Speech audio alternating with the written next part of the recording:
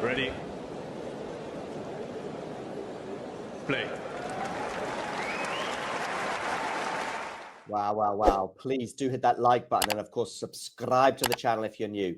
30-40, Laura Siegemund serving here. Where are you going with this serve? You are going to go to the forehand of Sabalenka. Forehand from Siegemund. Forehand Sabalenka. Backhand defensive. Is Sabalenka going to put it away? She does. Sabalenka is through to the semi-finals at Wimbledon. Siegemund there and Sabalenka embraced at the net.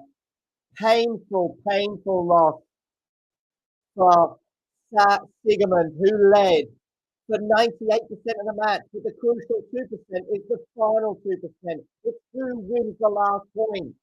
And the person who won the last point is the world number one, Aryna Sabalenka. Best match of the tournament so far? Let me know in the comments section. But it's Sabalenka who's in the semi-finals. 3-set epic and almost 3 hours.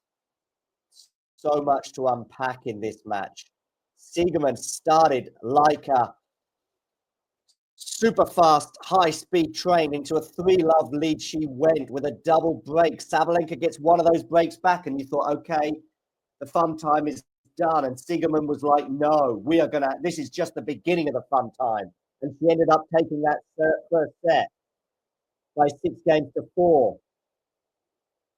She waves to the crowd. There's some pain there because she knows, oh, look at her team. She's 37 years old.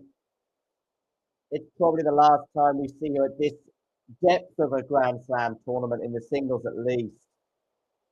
She had her chances. We'll come to those in a moment. Sabalenka, though, won the second set 6-2. And again, it felt like the momentum was changing. Again, Siegemund was like, no, this is not the momentum change you all think. She goes up a break. Sabalenka reels her in. She goes up a break again. By the way, at 3-1 in that third set, she has a volley on top of the net at love 15.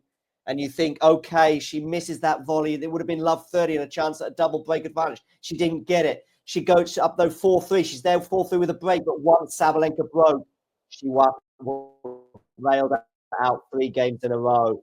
Sabalenka there through in 3. Pretty crazy sets. Pretty crazy. How can we unpack that? Shall we try? Just very quickly and have a quick look at the stats from that 3-set epic.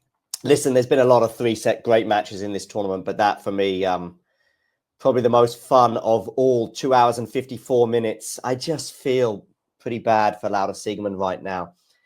As I said in my initial reaction, she led for 98% of that match. If the match was 2 hours and 54 minutes, she probably led it or didn't trail until about 2 hours and 50 minutes. So for 4 minutes, let's say, Sabalenka was in front.